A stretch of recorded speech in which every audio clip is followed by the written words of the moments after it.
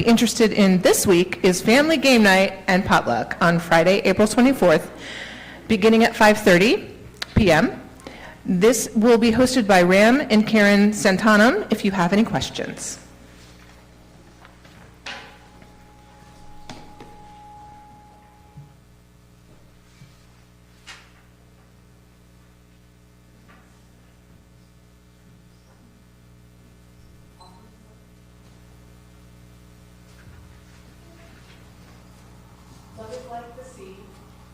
It is a moving thing, but still and all, it takes its shape from the shore it meets, and it's different with every shore. These words are by Zora Neale Hurston. And now an offering will be taken to sustain the work of this church.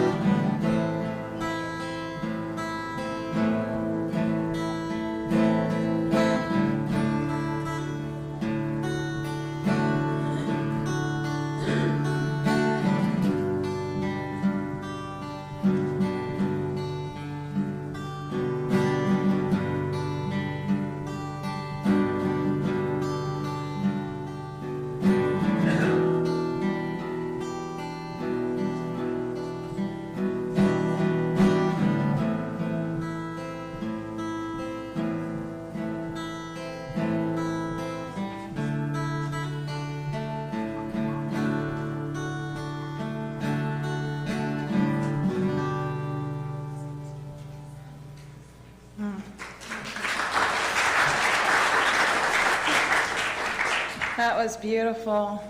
I'm Chris German. I serve as your Director of Faith Development. And I have a question. What do you think this represents? Whew, that's two. It's just one.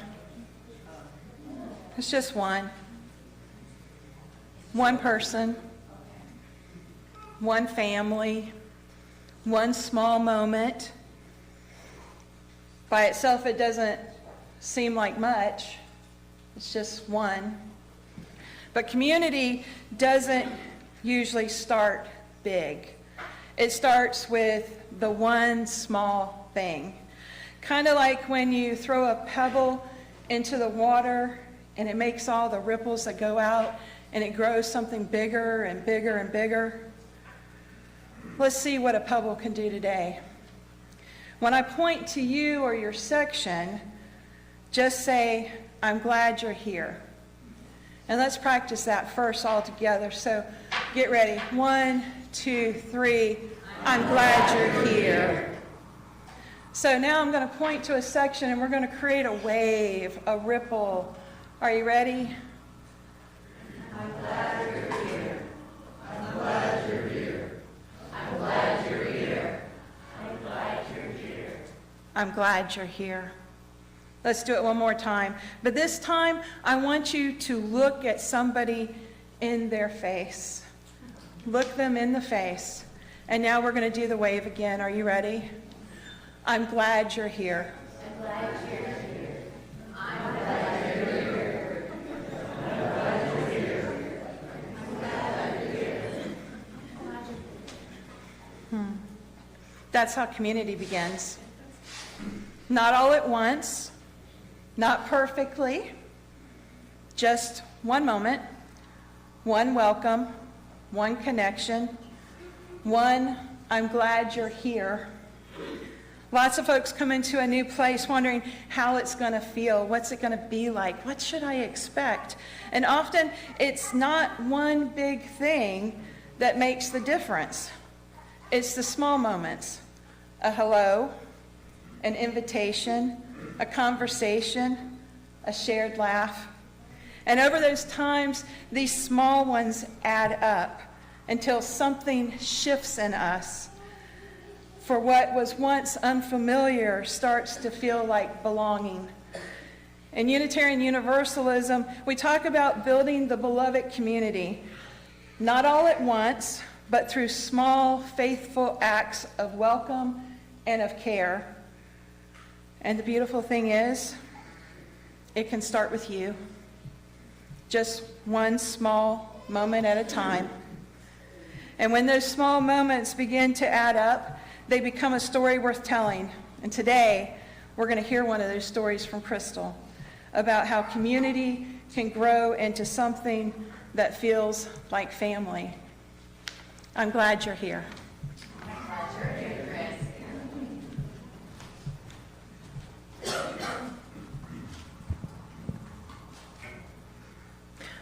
Please rise for our theme hymn, which is number 170, We Are a Gentle, Angry People.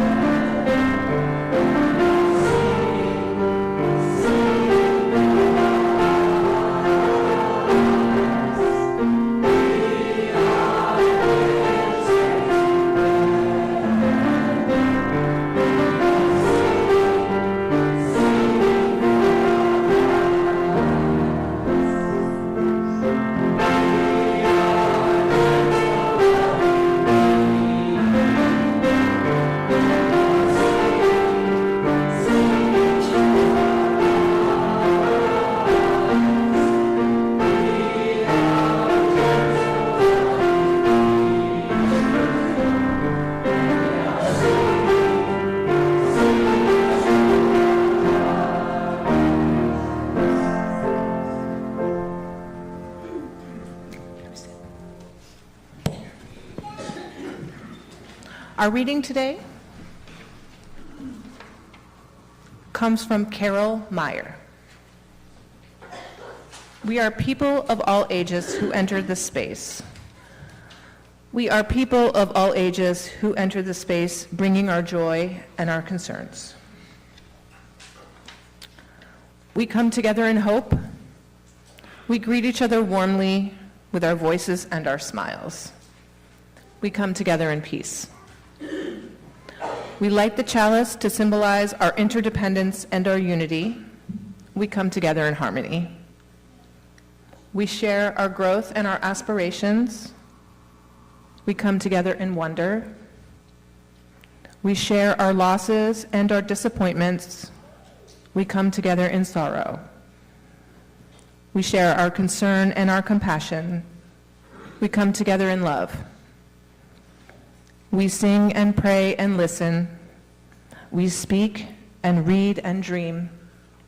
We think and ponder and reflect. We cry and laugh and center. We mourn and celebrate and meditate. We strive for justice and for mercy. We come together in worship.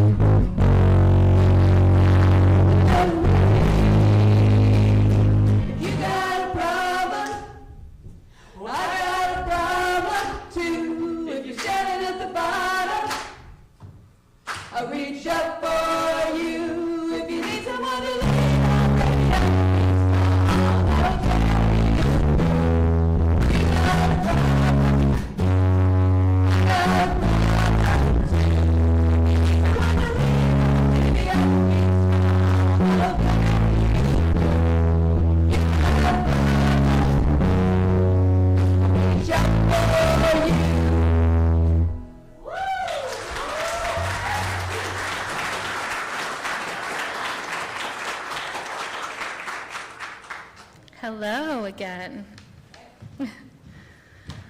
I'm here to talk to you about the need for community. We need community now more than ever. In this instant gratification, politically unstable, and complicated world, we need people. We need people who show up. I've never known what I was missing. I thought church was a place where people went, where they're told old stories of fiction, most of which so far-fetched I still don't know how they believe them. And where people showed off the best versions of themselves. Church felt superficial. I did not see them as the kindest people or even the most involved in their community. They were just at church. That's what I thought until I got here. Most of you know my story with Live Oak started with Santa. We did not come through the doors for service. We came for Santa. It was an event that promised free pictures, less stimulation, less headache, and less germs than the mall. With our preemie just a year out of the NICU, it's exactly what we needed. But what we experienced was something else entirely. The kindness that came from that day was so unexpected. Santa took time with Benson. He did not rush us through a quick picture and move us along. He walked around with the kids. He spoke to them, and he listened. Benson was not even speaking yet, but Santa met him where he was, and he helped him feel safe. He invited us as the parents to be a part of the moment with him, even though we were not dressed to be in the pictures as well. And it was magical. It was not stressful. It was a good day, and as a parent, that's something you shout from the rooftops. We met so many kind volunteers. I still remember Linda sitting with us every year that we came. She would talk to the kids, and she was present there with no agenda. The head elf made the process very easy to navigate, and nobody pushed their churchy agenda on us. I remember leaving, and I asked Lee, what was that place? I took all the brochures home and all the things I could find to learn what the heck is Live Oak and what is this Unitarian Universalists? What do they do? After a few years of Santa and after COVID, I finally got the courage to walk through the doors for a Sunday service, and life has not been the same since. When Live Oak says that it's an intergenerational congregation, it means it. When, on cue, when, I planted that baby. When babies coo or giggle or talk a little too loud, it's not shameful. We've all been there before, and I know this from experience. I have been the parent with that kid throwing a fit in the pew, yelling, kicking, and hitting his brother.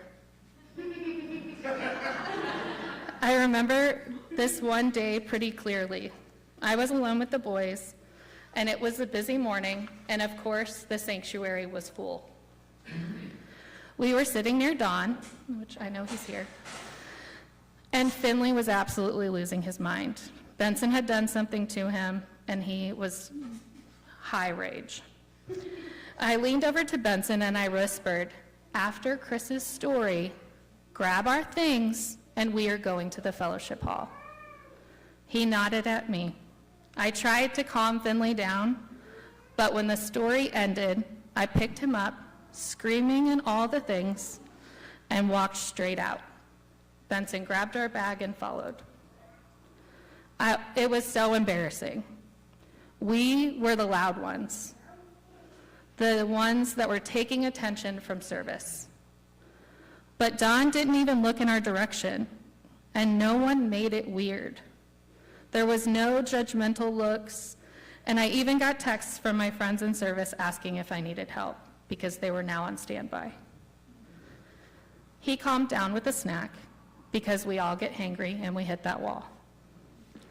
I remember being so worried about what people would say afterwards. I expected comments about his behavior. Instead, people told me I was a good mom. They talked to Finley and told him that they were glad he was feeling better. I wanted to cry in relief because we made it through a really hard morning, and others saw that I was trying. There was no shame. This was one of those core mom moments, the moments that you will always remember because it sticks with you, whether it's pride, support, joy, or sadness. This was a moment filled with support. And I have seen that care go both ways.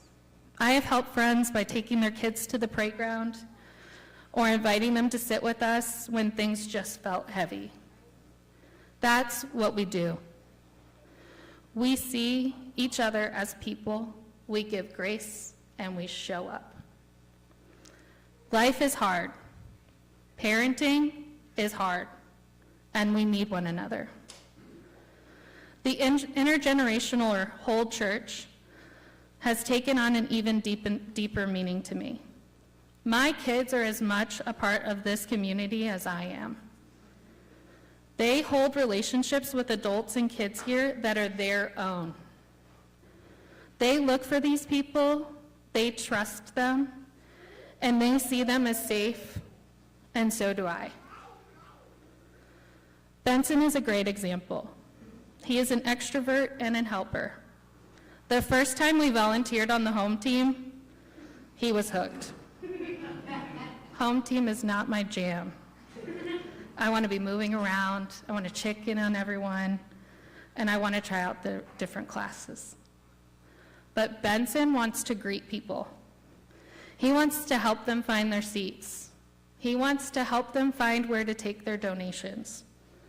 And church is a space that makes that possible for him, and he feels valued here. Finley is my introvert, but he wants to be creative. He wants to make art so that people feel welcomed. He wants people to see the color and the joy when they walk in. You will see some of his taped pictures on the wall by the nursery. He's put a lot of intention into them, and that is his jam. They want to be here, and we thrive here because of the people here. My passion is growing the kind of community and helping others experience what it feels like to be safe, loved, and supported. Some will joke that I am the live oak dealer because I'm always sharing in a way, whether it's an event, a new group for them to join, or an event to attend. I want them to experience this community the way I do. As a new member, I was looking for a deeper connection. I wanted to sit with people who were living the same things I was right now. I remember talking to Chris about starting a parent group and how much we could really change my experience here. There had been groups like that before, but they just faded over time, and COVID didn't help that. This group, Soulful Parenting, has meant everything to me. People I used to pass by, usually because I was chasing a toddler, now are people that I can sit with, I can talk with, and be real with. I look forward to that special time with those people. And slowly, or honestly pretty quickly, they became my people. They get it. They are trying to raise kind humans too. They are asking the same questions. How do we parent while we are still figuring out things ourselves? How do we live in our values in this world right now? And we do that together. It has just been over about 2 years, and this community has grown. We meet twice a month, and we show up for each other in real ways. This is not about appearance or clout. These are the people that can be your emergency contact. The ones who will pick up your kid when you're feeling overwhelmed and just need help. This is honest and intentional community. I share that example because it is what I know firsthand. But it is not the only place that happens here. Some of you might be part of our camping group, bring your own practice, our lunch groups, or even a part of our fabulous band. Whether it's social justice or spiritual based, the core is the same here. It's the people. My kids are growing up UU here at Live Oak in a place where they are known, they are safe, and they are loved. I can't think of anything more sacred than that. So let's keep showing up for them and each other. Because this kind of community doesn't just happen, we create it together.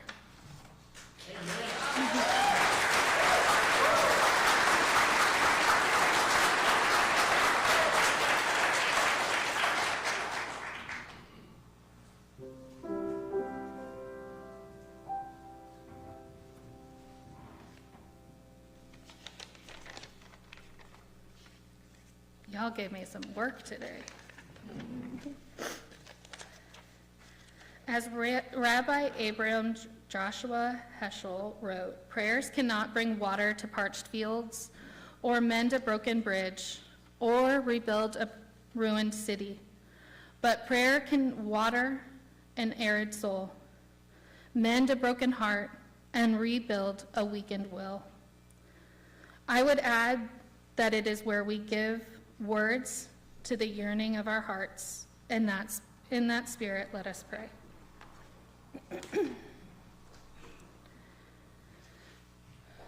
Being in community, we share our lives with each other, including the significant milestones, joys, and sorrows. Today, Chris shares, congratulations to our music director, Curtis White, on their marriage to Adam Hughes. Huzzah!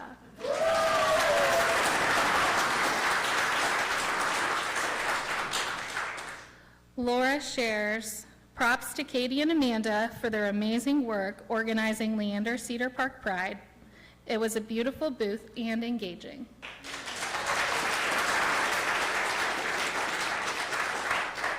Sam shares from the whole family, the joy of witnessing our family member Crystal continue to shine in and out of church, seeing her give her first sermon to a community she loves as much as we love her.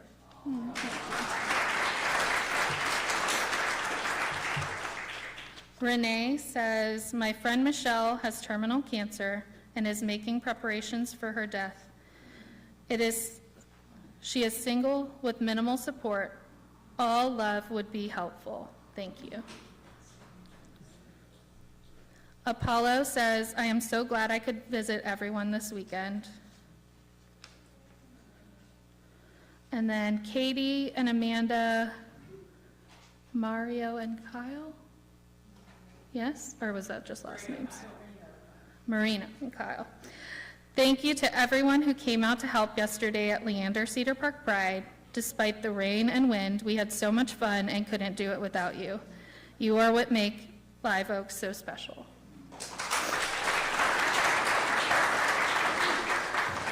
And I do want to give great joy to everybody involved in service today. I did not know how much went into it. I'll be honest, Reverend Joanna makes it look really easy, and Chris just knows how to put it all together. But there are a lot of moving pieces, and for that I thank everyone involved. May we bear witness with the concerns both expressed and silent in our hearts. Amen and blessed be. Please join me in singing.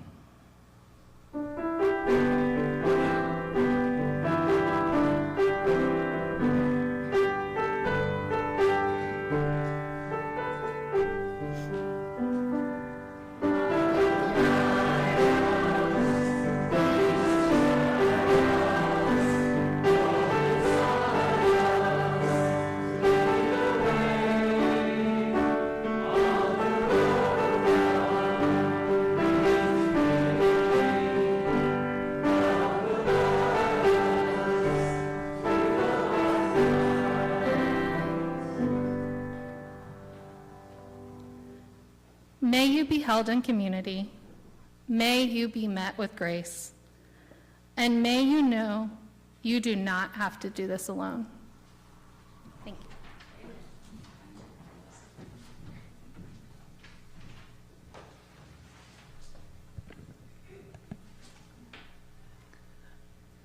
Please rise and join me in singing the final hymn, which is number 1021, Lean on Me, and please remain standing for our chalice extinguishing.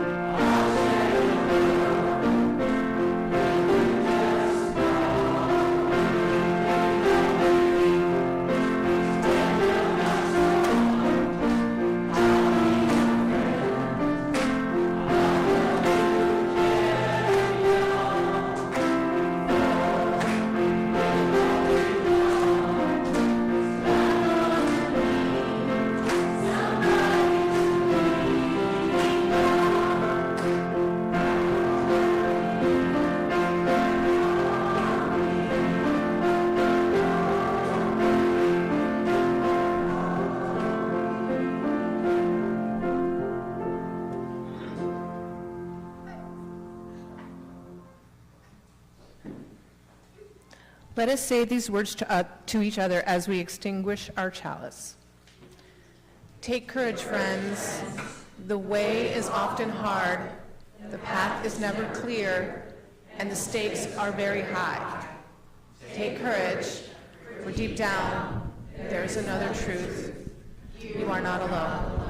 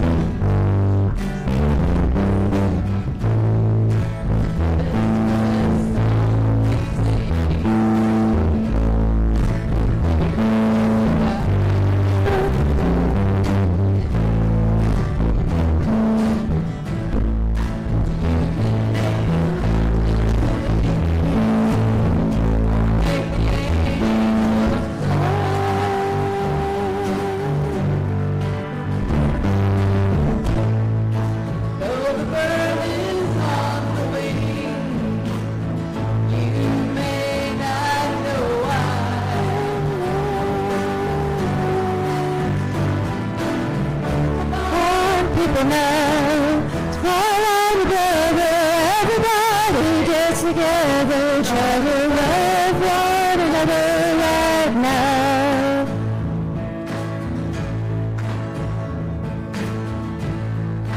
Some may come and some may go. We will surely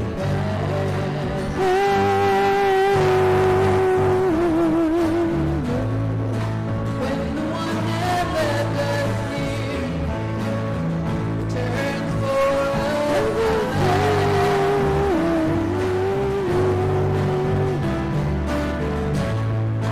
We are but moments sunlight fading in the grass.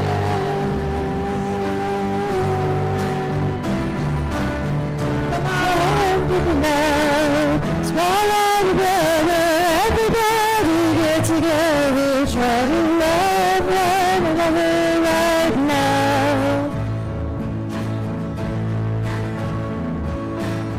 Come on, people now, smile together, everybody get together, try to love one another right now.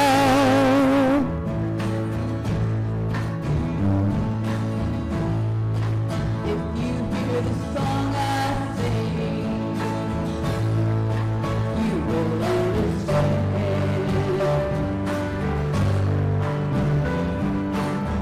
You hold the key to love and fear, all in your trembling hand.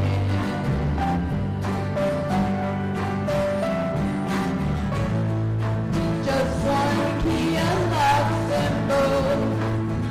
They're at your command.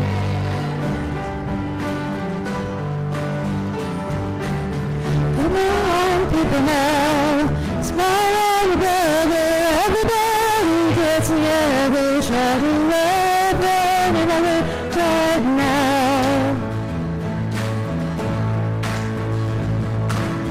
Come on, people now, smile together, everybody get together, try to love one another right now.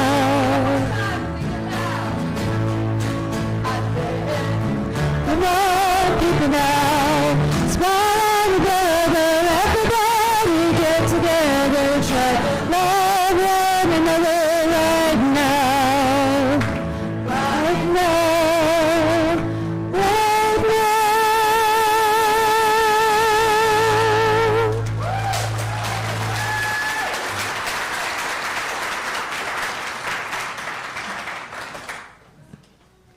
It has been a gift to be together today. Thank you to today's home team, that stands for hospitality and membership, who provided hospitality and worship and tech leadership. Amy is on sound, Dory is on live stream, Judy, Larice, Mark Anderson, Hella, Luann Hoffman, Barbara, and Mark Z are out in the Welcome Center. Let's continue that hospitality by spending the next 5 minutes talking with someone we don't know. Members, be sure to introduce yourself to any first-time visitors we have. They're the ones with the handwritten name tags. And show them where the visitors table and the coffee are. And may we all know the blessings of fellowship.